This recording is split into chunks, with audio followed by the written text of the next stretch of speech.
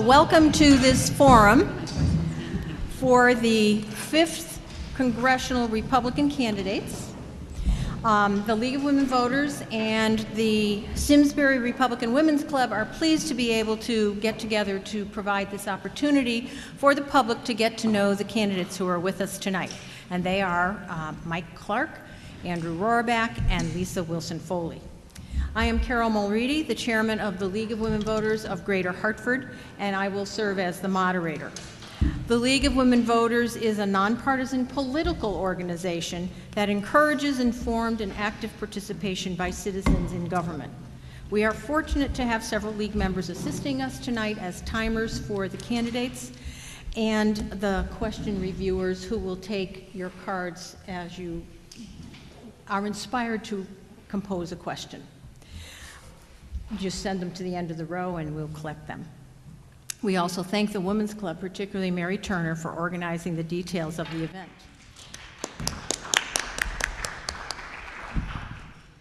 We are pleased to be able to bring the forum to you in cooperation with the Simsbury Community Television, and they will show this numerous times in the days and weeks to come.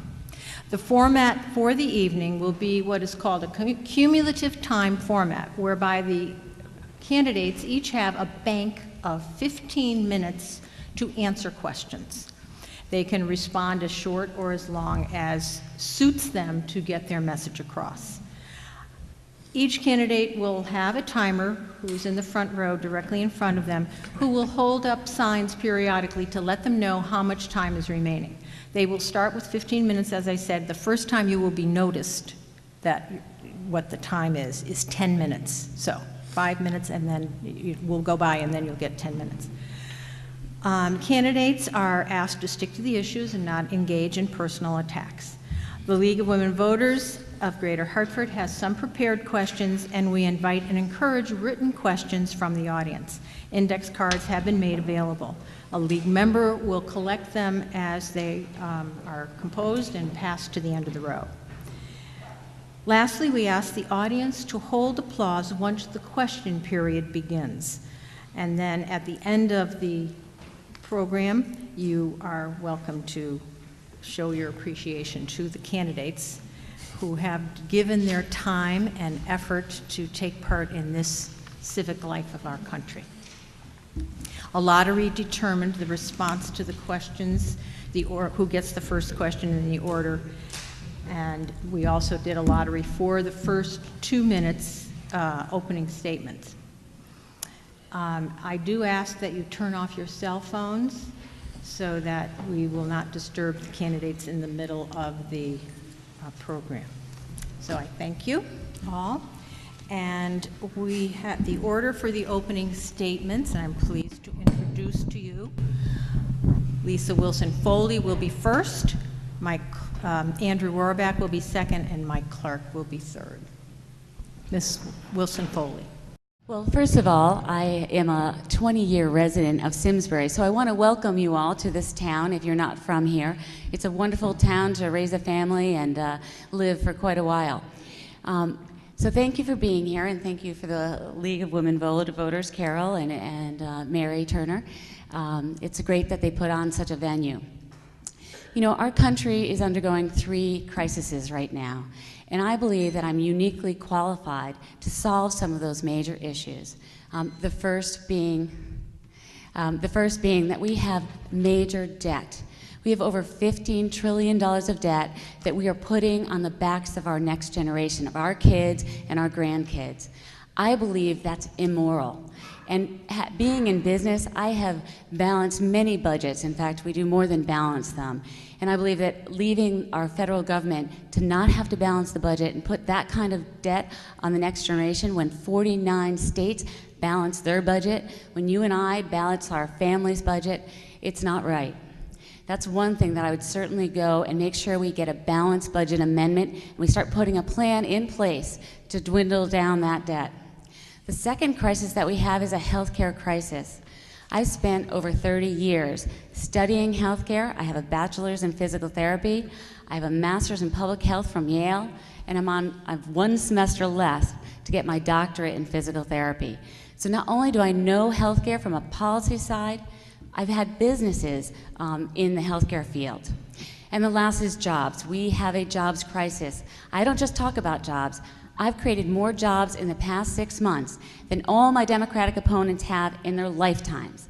I've received no stimulus, no subsidy, no bailouts, personal risk, and personal finances. We are at a tipping point. We can be makers or we can be takers. We can be an entitlement society or we can be an opportunity society. I know what kind of country I want to fight for and what kind of country I want to live in. Thank you.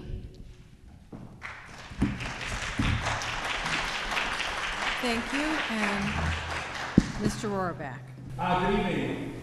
It's challenging for us as candidates to be given 2 minutes to impart to you what we're about. But in the 2 minutes that have been given to me, let me introduce myself and tell you what I hope you might wish to know. My name is Andrew Roraback. I live in Goshen with my wife, Kara, and our soon-to-be 3-year-old son, Andrew Kevin. I was born in Torrington, brought up in Litchfield.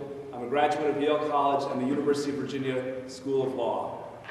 After law school, I went home to Torrington to join my father, brother, and sister in the family practice of law, which was started by my great-grandfather in 1883. I'm the 4th generation of my family to practice law in Torrington. In 1994, I was first elected to represent the people of the 64th Assembly District in the House of Representatives. And in the year 2000, I was elected to represent the people of the 30th Senatorial District in the State Senate.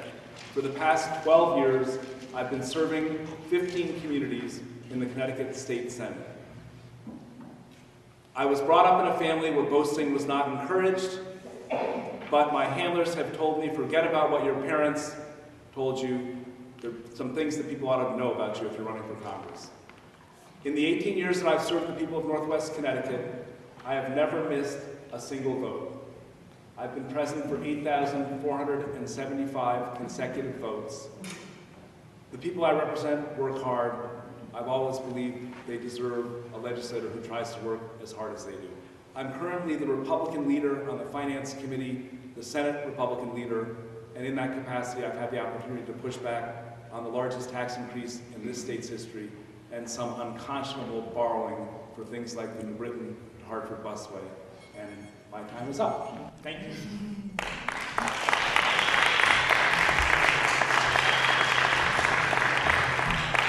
Thank you, Mr. Clark. Good evening. Thank you all for coming out tonight. I appreciate your effort at being here. My name is Mike Clark, for those who don't know me. I've served as the Town Council Chairman in Farmington for 3 terms, 6 years, up until 60 days ago when I turned that over to other Republicans. As far as my professional background, I currently work at United Technologies Corporation. I've been there for 8 years. I'm the manager of investigations, security, and compliance for Otis Elevator. It has 60,000 employees that work in 190 countries. And I've seen quite a few of them on the UTC travel program.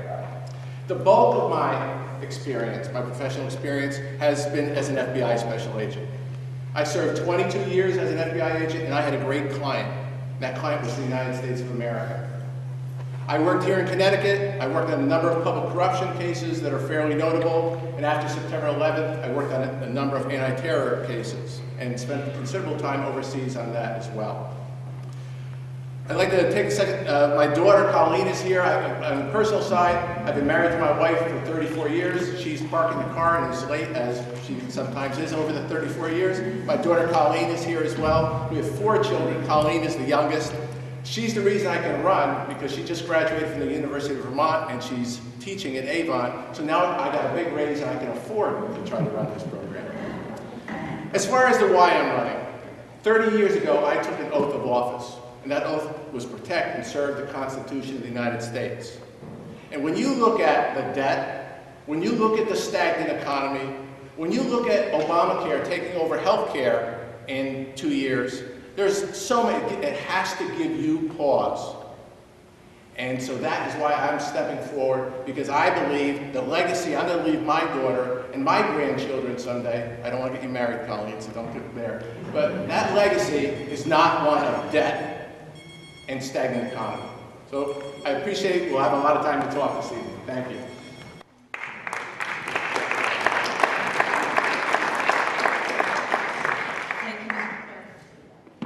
begin the questions, and the order is for Mr. Roraback to get the first question. Candidates are able to answer the same question if they so choose that has been asked of that I asked. They can each take a chance at it. To start with, I had something submitted to me that asks, do you believe your foremost role in Congress is to represent the views and interests of the constituents back home, or rather have the role of voting for what, to the best of your ability and knowledge, is best for the country?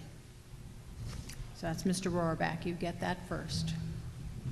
Thank you, Carol. And I think that in 99.9% of the cases, the people of the 5th District will know full well what's good for the United States of America. It's hard for me to imagine a circumstance where the views of the people I represent diverge from my view as to what's best for our country, whether it be in the area of national security, energy policy, health policy, environmental policy. The people of the 5th District are a pretty savvy lot. My role as your congressperson is going to be to distill your views and to carry your views to the nation's capital, to do what's best by both the United States of America and the 5th District. I think our country suffers when we believe that our parochial interests should be at odds with our national interests, because we're all in this together, and that's how I intend to do my job. Thank you. Mr. Clark. Thank you. Again, I believe that it's the job of a congressman to take the pulse of the district. When issues of concern, of great magnitude come up, you have to go out and listen to the people, listen to your constituents. But then ultimately, it's your job to go to Washington and to cast your vote as you see fit with your conscience. And always taking into consideration what the people say. But again, the Republican form of government that we have is one where you have to cast the ballot that you feel is right. Because in many of these issues, they are so complex, and it's the job of the congressman to gather that information and make the correct decision on his vote. Thank you. Ms. Wilson-Foley. I've lived in this district for almost 5 decades. And what I was so concerned about, and one of the reasons I want to go to Washington, is because I believe that our representatives were voting based on special interests and lobbyists and money, not on their own conscience and not on the constituents here in the district. So I believe that I will vote for what the people in this district, the voters here, want me to vote for. And on the occasion when I'm not quite sure or it's very mixed, then perhaps those cases I will vote my heart and what I believe is the best interest of the people here. But I am very concerned that Washington has become so inside the Beltway that they have started voting more about the people that are paying them money to get reelected than they are caring about the people right here. Thank you very much. We're going to have a question on the environment, and Mr. Clark, you will receive it first. Connecticut has one of the highest air pollution rates in the country. Some of it comes from other states due to weather patterns. This situation exacerbates the health problems of people with asthma and lung disease, and according to some research, may compromise the development of normal lung capacity in young children. What is your view of laws proposed to roll back Environmental Protection Agency, EPA laws, already in place? Laws that reduce air pollution caused by emissions from cars, fossil fuel power plants, and factories. Again, growing up in the 60s and 70s, we've seen some remarkable advances in environmental issues. Again, with clean water, with clean air, I don't think there's a person in this room or in any party, the Republican Party, that believes that we should have a rollback to past periods where the water was dirty, the air was not fit to breathe. So again, there's a tightrope, a fine line that you have to work with, whether jobs and business, as well as keeping the environment. And as a matter of fact, I work for a company, United Technologies Corporation, which walks that tightrope every day and does a remarkable job with the environment, as well as still creating jobs. Thank you. Ms. Wilson-Foley, would you like to respond? Well, being in the healthcare field, I certainly care about our children and the breathing issues that have incurred. But I also understand that sometimes we have a tendency to have the pendulum swing too far in one direction. And sometimes we keep regulations on the books that don't make sense anymore because of some of the new technologies that are out there, some of the new practices that are out there.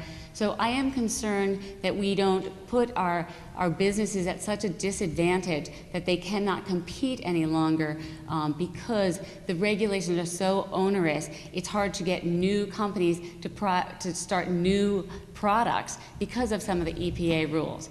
So although I want to make sure that we do have a beautiful America. I mean, that's why I love this country, and I want to make sure my 7 kids have a wonderful life and lifestyle here. I also want to make sure that we have a balance. Thanks. Okay, thank you. Andrew, Roraback, I beg your pardon. And I don't know if, I'm guessing your question went specifically to proposals in Congress to roll back some of the Clean Air Act requirements that have come at a cost to business. But New England is on the receiving end of what is emitted from power plants in Ohio, Indiana, Michigan, Pennsylvania. And that's why in Congress you've seen this debate not breaking down along party lines so much as it does break down along regional lines. We in New England have to be very mindful of the consequences of rolling back the requirements of the Clean Air Act to the air that we breathe. And I, for one, promote developing business, promote the development of energy in this country, but I don't think we ought to throw the baby out with the bathwater and allow for power plants to discharge contaminants that end up right here in Connecticut. So I'm against weakening those rules when they will visit harmful effects on all of us in this state. Thank you very much. Now to Ms. Wilson-Foley, the next question. What is your position on developing more nuclear power plants? And who would be responsible for funding such plants should they come online? Yeah. You know, our country does not have a very strong energy policy. We tend to rely on hostile countries, and we see our oil prices go up and down based on the issues in the Middle East.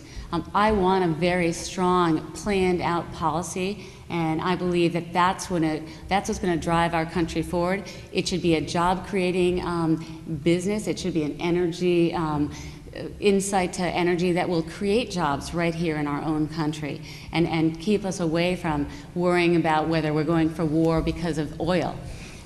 Nuclear energy is one source of energy, and obviously we had a very strong industry at one time. We cannot rely only on nuclear. I mean, we have one of the largest fuel cells industries right here in Connecticut. But we also have people that are investing in wind and solar, and those energies should certainly be part of the equation. So I actually would love to see government less involved in developing energy and have capital resources and capital money be more involved. Thank you. Mr. Roraback? The good news is that this country now possesses energy reserves sufficient to power us for the next century. In the year 2000, we invested $13 billion in new oil and gas wells. This year, we'll be investing $143 billion in new oil and gas wells. Energy is one industry that holds out great promise for leading the economic recovery. I, for one, believe that we should exploit our domestic reserves of natural gas before we turn to nuclear power as a source of energy. In the fullness of time, none of us knows where technology will lead us, but what all of us should know is that we have the domestic capacity to meet our needs if only government will work with business instead of against business and allowing us to tap the reserves. Okay. Thank you. And Mr. Clark. Great, thank you. Again, I believe that the United States government has failed in its energy policy. We need an all-the-above policy where we develop our natural gas resources, our oil, our coal, our solar, and nuclear is part of that equation. And so I very much support where nuclear power will be part of the equation, and I believe that it should be funded by private industry, however regulated by government agencies, so that we have tremendous safeguards in place. All right, thank you very much. We do have a question from someone in the audience regarding Social Security, and this goes to Mr. Roraback. I think you get it first, right? I think so. After a life of having just enough, now at the age of 75, still paying into Social Security after 55 years as a self-employed professional, $1,700 a month is not enough. What will you do to protect my Social Security check and bring down the cost of living to help me and other senior citizens keep a higher degree of independence? What I will do as a member of Congress is to take steps to restore to the system solvency. When FDR created Social Security, the youngest 90% of our society was asked to make sure that the oldest 10% of our society would have peace of mind and security in their retirement. The demographics have changed, and they've changed in a way that imperils not only the person who asked the question, but everyone in this room. If we are to have a Social Security system which is sustainable, we're going to have to look at adopting some of the recommendations contained in the Simpson-Bowles report. None of them are appealing, and none of them are appetizing. But all of them are going to be essential if we're going to keep the system from collapsing of its own weight. So to the person who asked the question, my priority is to restore integrity to the system, because only when integrity is restored to the system can there be security that will be there not just for you, but for everyone. Thank you. Mr. Clark? Great. I read in Sunday's paper that 77 million baby boomers are coming online for Social Security and Medicare in the next 5 years. And that's kind of a remarkable number when you think about it. And again, Social Security, as Andrew pointed out, was set up, and it's a remarkable program. And it can be saved. Charles Krauthammer, one of my favorite editorialists, wrote that Social Security can be saved, and it's as simple as he put it, back of the envelope simple. As far as funding it, to keep it credible, and to make sure it goes in, it's available for the next generation.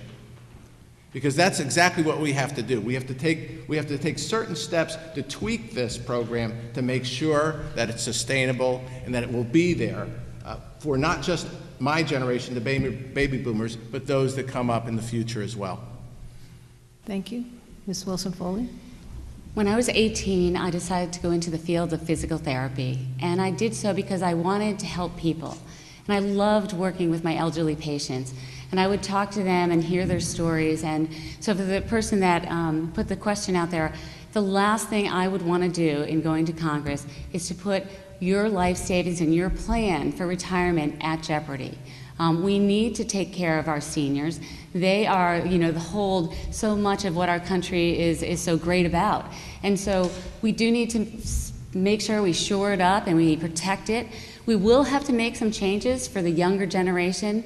The system that was put in place is not probably going to be able to be there exactly the same way as it is for the elderly, but certainly anyone that's been relying on it and been paying into it, we want to make it, we shore it up, and if that anything, make it stronger. Thank you very much. Let's move to a topic that is often paired with Social Security, Medicare, which is health care for many, many senior citizens across the country, most of them. Changes to this entitlement program are suggested by many national candidates because of the huge costs. What are your proposals for Medicare? And Is it a necessary safety net, as it is, or with changes? And you get that first, Mr. Clark. Again, we have a 15-minute limit here, and we could spend about 15 hours on Medicare. So it is absolutely a necessary program. There's no question about it. Matter of fact, for seniors who are currently beneficiaries of Social Security and Medicare, I believe that there should be no changes because they've made decisions, life decisions, in their savings and their pensions, and they've got a pact with the government. Now, for those 50 and younger, I think that we are going to have dramatic changes in both Medicare and Social Security because, again, with 77 million baby boomers coming online, it's expensive. And so we have to take the best minds, the best people. The Ryan Wyden plan is an example of just what things we have to put in place that, again, can save Medicare and make it available for those 50 and younger as they age and become beneficiaries. Thank you. Ms. Wilson-Foley. Well, as I said in my introduction, I've been studying healthcare for many, many years. And we don't just have Medicare. We have Medicare A, we have Medicare B, we have Medicare D, we have Medicare Advantage. I mean, there's a variety of different types of Medicare. It's an important healthcare safety net for our seniors, but it does have problems. And I spoke with many hospitals over the past couple weeks. Even just this morning, I met with Hartford Healthcare and all of their subsidiaries, and we talked about some of the problems in the system. It's not something we're going to fix right now, and I can't give you all my answers today, but I am a creative problem solver. I look and I come up with innovative ideas. I've done it in my own healthcare businesses, and I've had many healthcare businesses, everything from rehabilitation to mobile diagnostics. I have a medical supply company. I have an institutional pharmacy. I understand healthcare from all of the different levels. And I believe that we will make changes, but we want to put someone in Washington that understands and is a caring, compassionate conservative that will make the changes we need to make, but knowing that we're going to take care of the patients first. Thank you. Mr. Roraback? Martin Luther King referred to the fierce urgency of now. And with respect to Medicare, the time has come for us to take the bull by the horns, because we're now spending $3 in that program for every dollar that we're taking in. By some projections, the program will go insolvent as soon as 2016. In this country, there's a 30% variance, depending on which part of the country you are in, as to how much is spent for each Medicare recipient. A 30% variance for the cost per recipient with no difference in outcomes. President Obama's health care plan is predicated on reducing payments to physicians to the tune of almost 20%.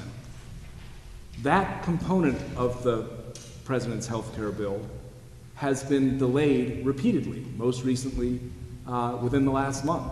And the reason it's delayed is because physicians say if it's implemented, they will stop seeing Medicare patients. We are building a healthcare system on a house of cards.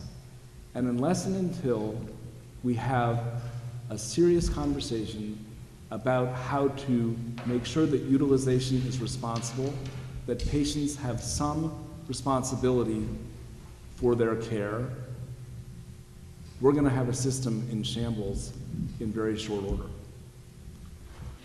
Thank you. Some put great hope in a national health care program. Why do you believe or not believe that a national program is the best answer? And Ms. Wilson-Foley, you get that first. Being in the healthcare field and seeing how the private system works and knowing that we can provide awesome services with the private sector, I personally would rather not have government involved in the doctor-patient relationships. Yes, we can look over to Europe and see the socialized medicine there, but you know, I had a daughter in high school that spent a year in France, and she lived with a physician and his wife who was a nurse. And they lived in a small townhouse in outskirts of the city in an area that was filled with dentists and doctors. And I realized that, yes, maybe their healthcare costs less, but their physicians do not have the lifestyle and the expectations that ours do in our country. And so we're not going to reduce our cost of health care based on changing the professionals. We can definitely provide quality service with private practitioners and clinical service that's the top of the world. And we've done that in the past. Government has a role, but I do not believe it has a national health care role. Thank you. Mr. Roraback.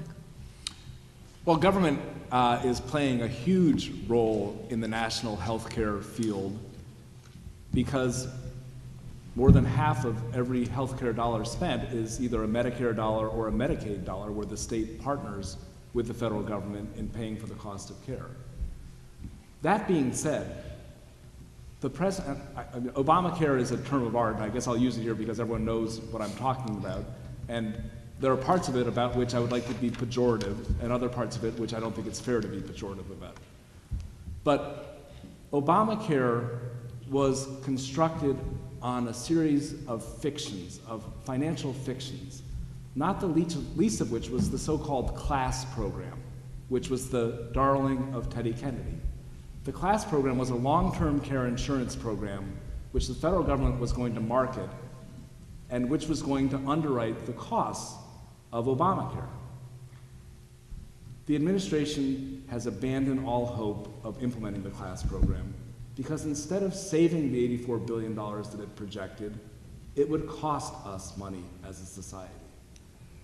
I am very fearful of solutions being crafted at the national level. Having served as a state legislator for 18 years, and having watched as our state has taken steps to try to increase access through the Husky program and through greater rates of reimbursement under the Medicaid program, I think the states are a much better place for us to advance what I believe is the societal imperative to ensure that everyone has access to a basic package of essential care. Let each of the 50 states do the best work they can do, and let's each of us learn from the successes of one another and the failures of one another. Thank you. Mr. Clark? Again, I view America's current healthcare system as a modern-day miracle. It is the greatest healthcare system in the world. And I've worked in my career, I've had 35 years of work experience. I've worked for the federal government in a very large agency, and I've worked in a very large private company. And I'm telling you right now, there is no way that a government-run healthcare system is going to run efficiently and effectively. So we will lose on two fronts. We will lose on cost, and we will lose on the quality of our program if we allow this to happen. And Andrew touched on a very good point. This is a house of cards that's doomed to fall. Obamacare is based on 8 years of revenue to fund 5 years of cost. And it just doesn't work. And everyone realizes it doesn't work. And so I think there's not a Republican candidate that I know that isn't going down there with a mandate to not allow Obamacare to move forward in 2014. Because if you think $16 trillion of debt is a lot, wait till 2014 and this kicks in. Thank you. The next question was handed to me. Prominent in the news is the mandated health plan coverage in the area of contraception and reproductive coverage. The Catholic Church and other religious-funded institutions objected on the grounds that this mandate forces them to fund something contrary to their beliefs. A proposed amendment to the mandate was defeated. Where do you stand on this issue? And Mr. Roraback, you get that question first. Well, I think I stand with the vast majority of Americans, and I believe even the president himself, in recognizing that and understand, first of all, that this policy is the outgrowth of Obamacare. It is one of the constituent components of what's being done to implement Obamacare. The president's policy was an affront to everyone, no matter what your religious belief. it went way too far in prescribing that the government would dictate what religious organizations would do without regard to their conscience.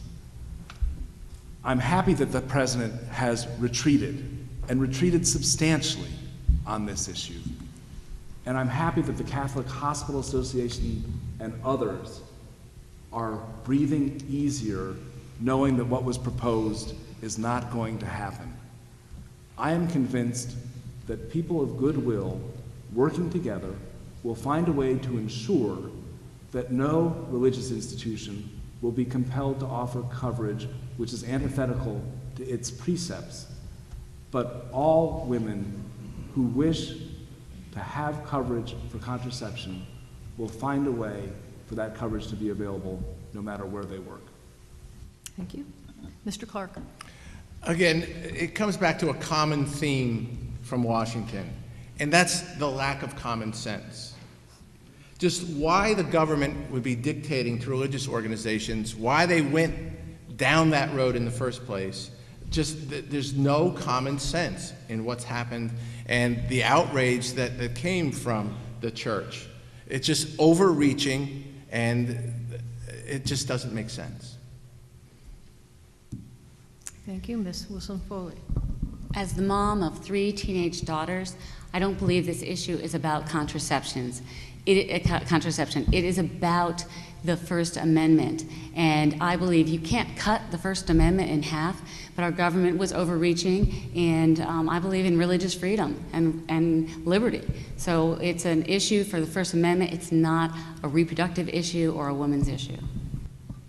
Thank you. Let's go on to a new topic. How about taxes? That's easy, right?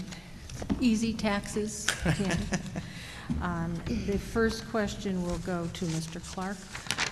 Many are concerned that the government is having to cut back on important services like education and veterans benefits because we don't have the money.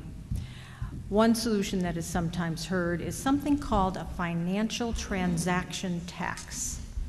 As I understand it, it's a small tax on trades on Wall Street.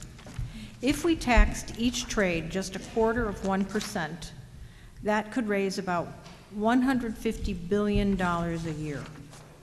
What is your view on the financial transaction tax? Again, my view, I'm going to move away a little bit from the financial transaction tax. And just my view is that the government can raise more money. They're very good at that. What they have to do is control their spending. Because, again, the more you give government, the more they will spend. And so we can't fund some of our core programs because we've not prioritized what the government's role should be. In Washington, they want to do everything for everyone.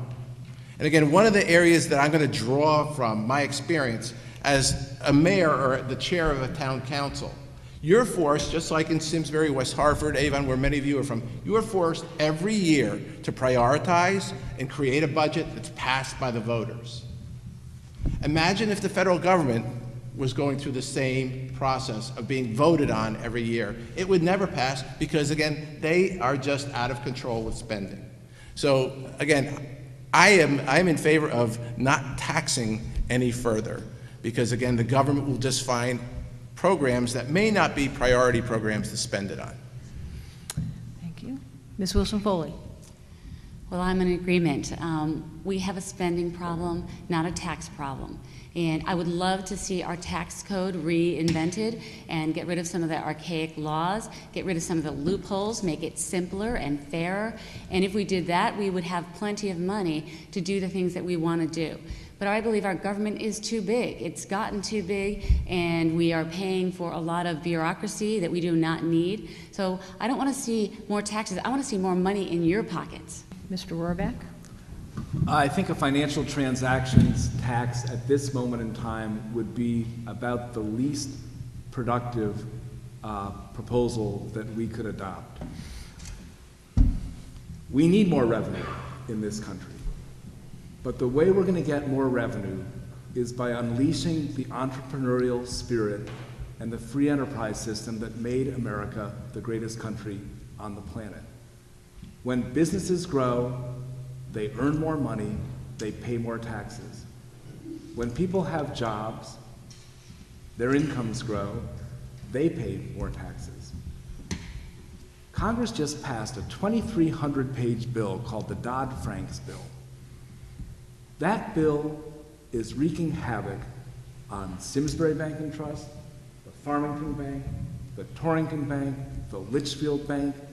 Don't think that overregulation of the financial services industry isn't hitting close to home. The only growth area in our local banks is the compliance department.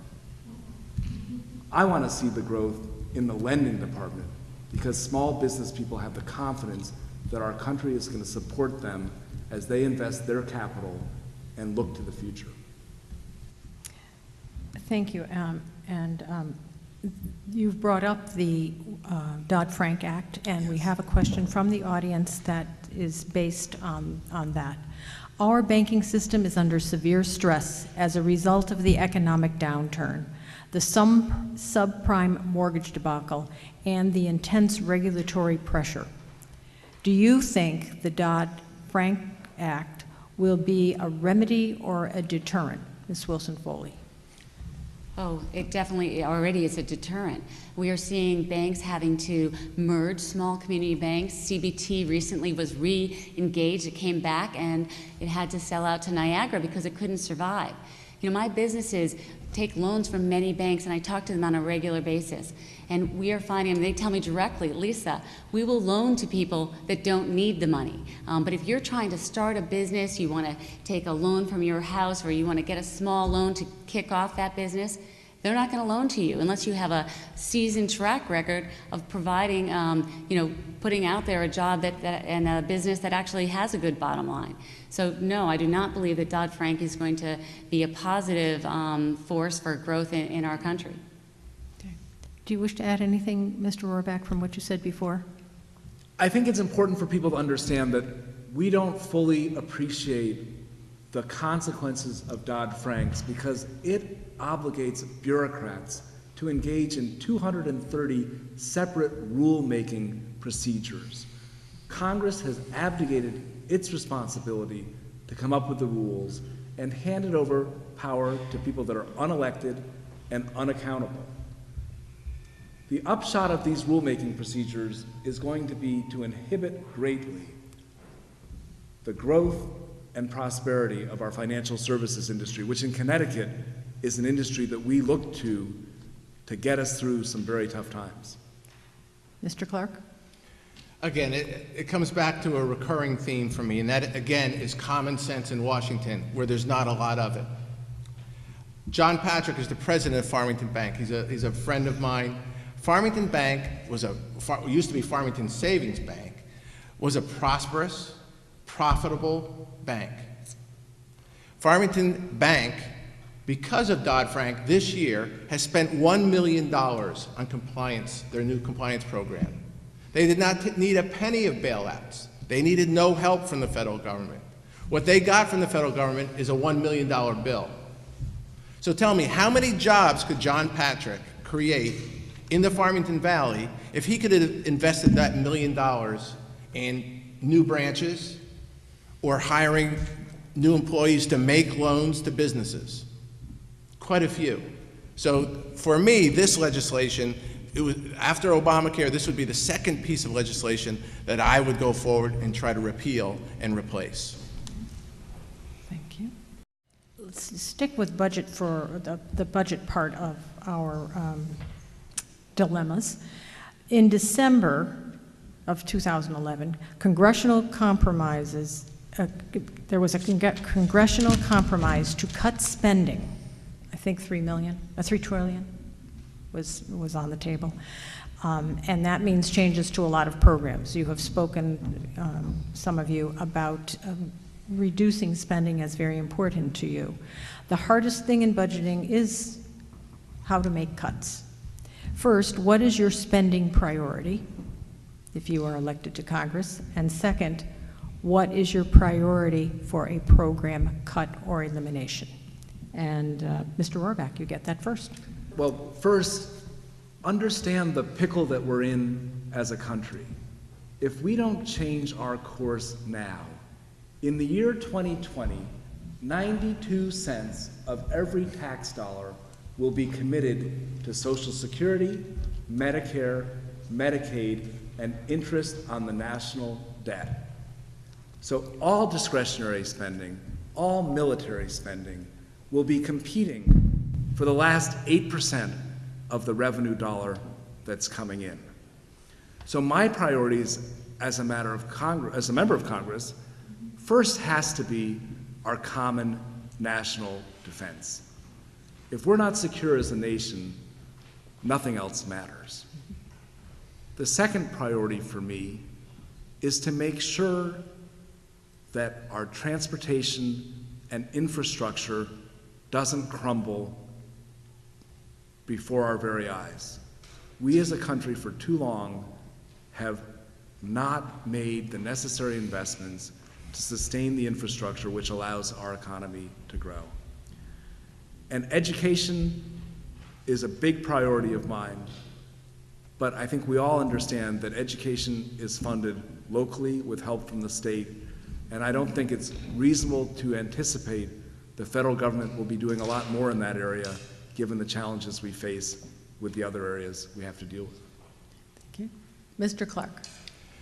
Again, when you look at a federal government where 4 out of every $10 that is spent is borrowed, we are in an unsustainable fiscal path. It cannot be sustained. When we're at 15 trillion, approaching 16 trillion in debt, it can't be sustained. And so again, what we have to do is prioritize.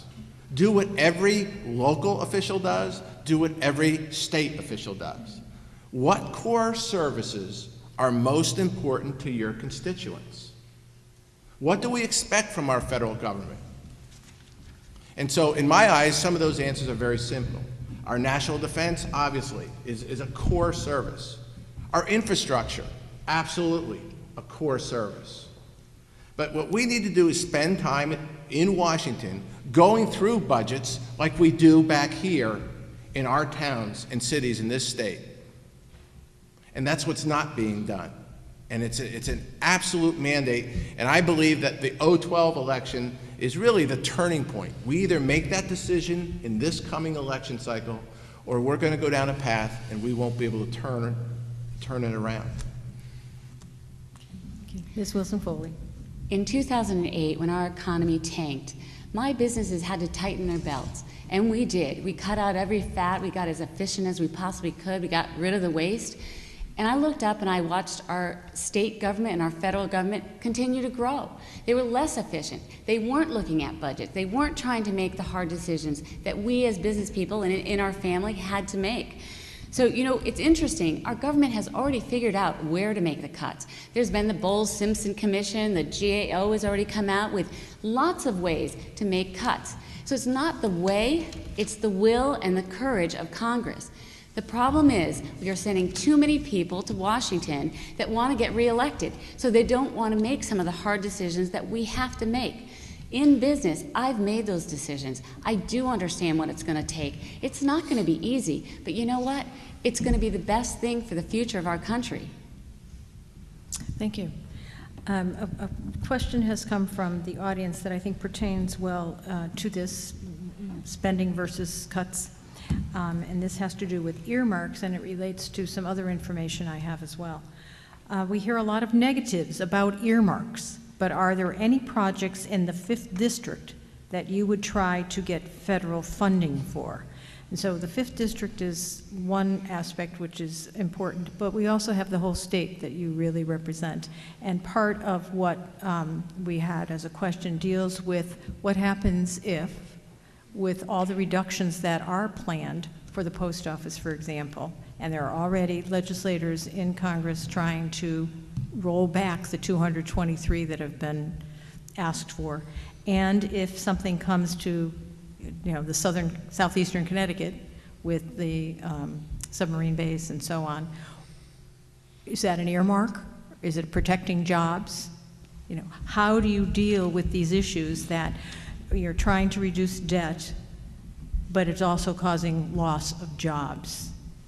So specifically address the 5th District, but address the state as well, please. Mr. Clark. Sure. There's a tremendous difference between investment and just straight up spending. Now I'll give you one that I'll take away, and that would be the busway from New Britain to Hartford. I mean, tell me why in God's name we are spending money on that program. Now, areas where I would seek investment in our infrastructure would be, take the Mixmaster in Waterbury. All of us have been driving all over the 5th District, and you have to add a considerable amount of time to get to Danbury from Farmington because of that Mixmaster. Think of the elevated highway that leads into Hartford, which is in disrepair. That's an investment in your community, an investment in infrastructure. And so, again, you mentioned a couple of different areas. If it's an investment in the community, if it's an investment that will create jobs, and not just jobs, short-term construction jobs like the busway that will eventually be subsidized by all of us, but long-term investment in infrastructure, I would support that. However, spending, just irrational spending like that busway, absolutely not. Ms. Wilson-Foley. I don't believe in the earmark situation as it stands. It's become very political. It's money for you because you did some favors for the party, or it's, you know, it's hands in someone else's pocket. And I think that's where the citizens, the average citizens, don't like the idea. However, we should have some kind of a panel. I mean, we give this money to the federal government, and we want to make sure we get a lot of that back. Recently, our congressional delegation said that the majority, not the majority, but many of our bridges are some of the worst in the country. Well, yes, we need money for those bridges, and perhaps we should spend it on those kind of items instead of a busway to nowhere. Okay, thank you. And Mr. Roraback. There's no question in my mind that the first responsibility of any member of Congress is to be an advocate for the people and communities that he or she represents. That advocacy takes many forms. Right now, the 5th District is being shortchanged when it comes to federal highway dollars. There is a pool of highway dollars which will be distributed. My job will be to make sure that we are given our fair share of that pool of dollars. That's not something any of us should apologize for. That's something all of us should tout as our strength. There are a lot of people sitting at home in the 5th District tonight wishing that they could go to work tomorrow morning. But because we haven't gotten our fair share of federal funding for transportation infrastructure, they're not going to work. So I want to go to work in Washington in order to ensure that the people of the 5th District go to work in the morning. Thank you. We have a question on transportation, which you have brought up here. This one is specific to the need of repairing transportation infrastructure and improving it. Would you endorse funding for high-speed rail, computer lines or light rail, any other ideas? I'm sorry, did everybody hear that? I'm sorry I wasn't leaning forward. Okay.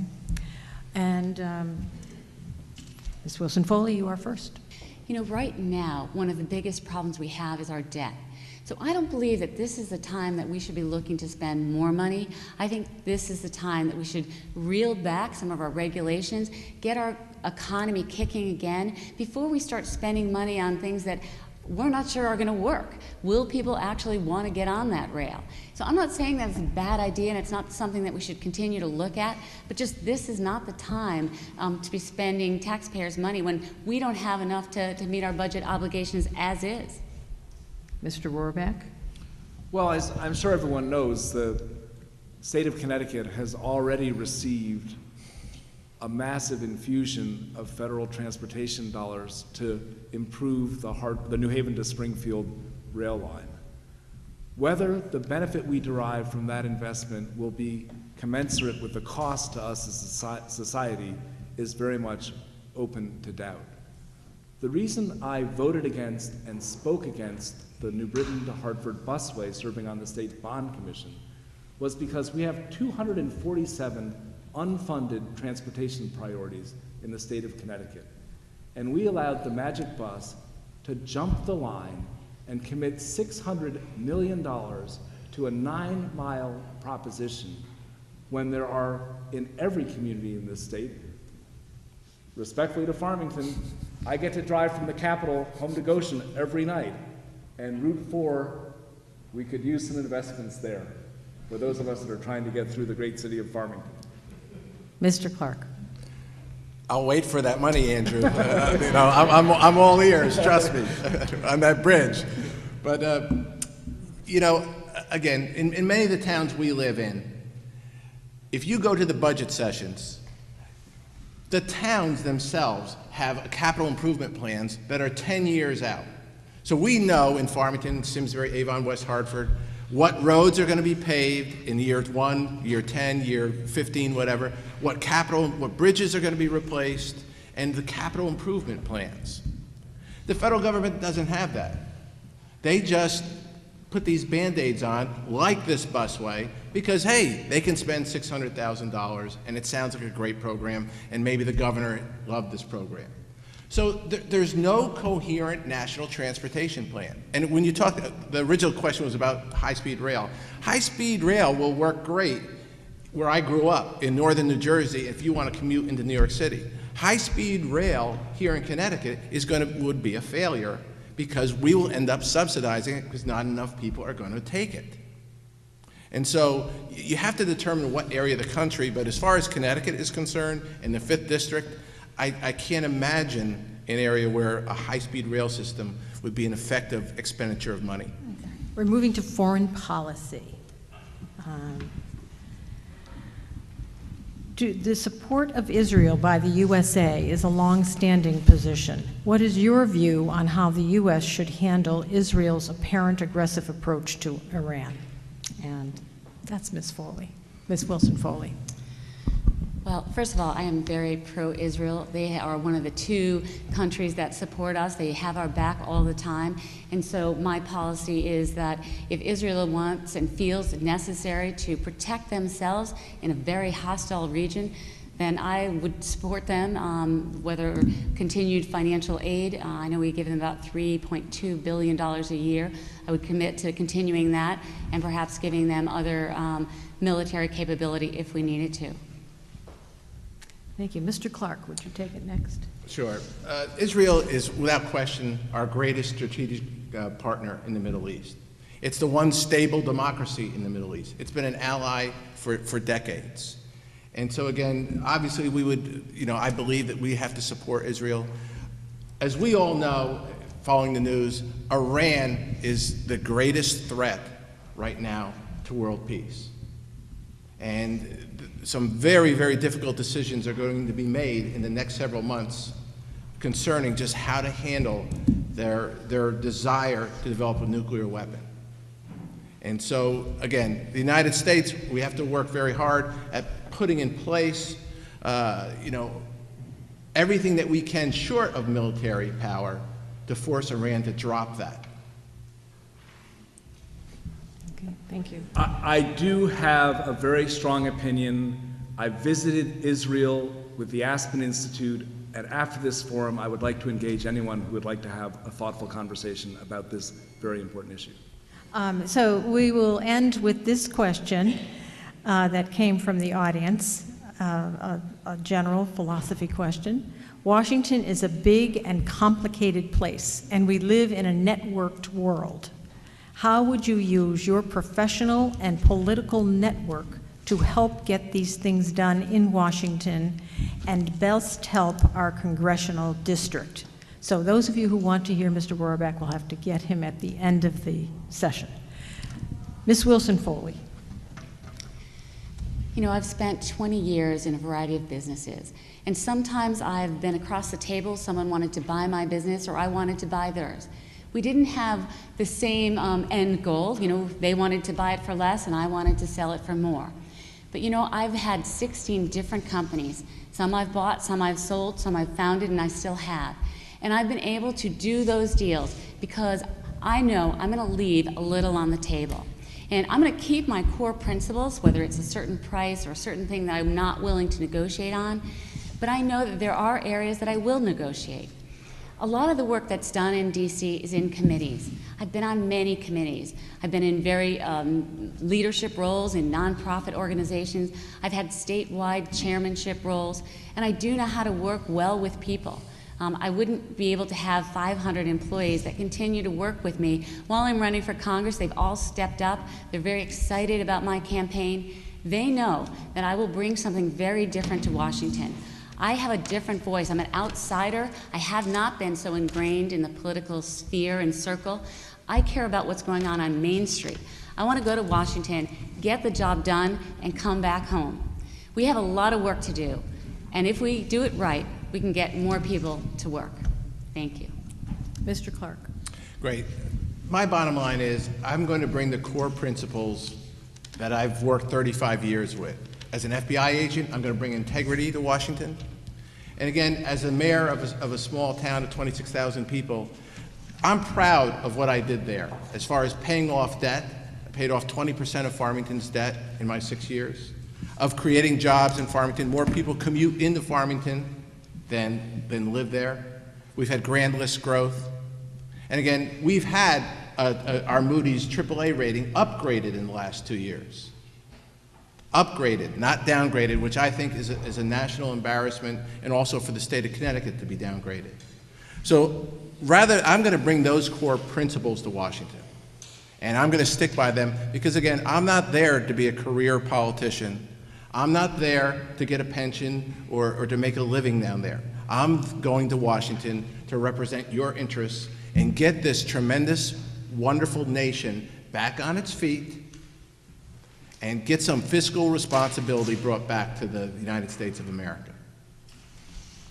Thank you very much. And that brings us to the end of our hour. I want to thank the Simsbury Community Television Station for helping us with this evening so that the information that we have heard from the candidates can be shared with the wider community. We very much appreciate your being here. We thank the Simsbury Republican Women's Club for inviting us to help you with this event, and we hope you have learned something worthwhile this evening. Thank you all for coming. We have closing statements.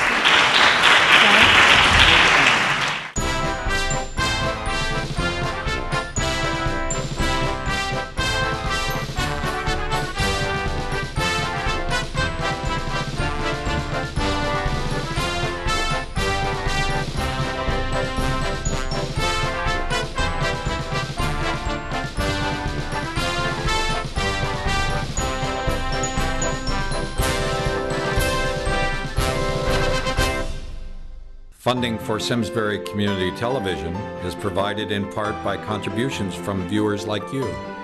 Thank you.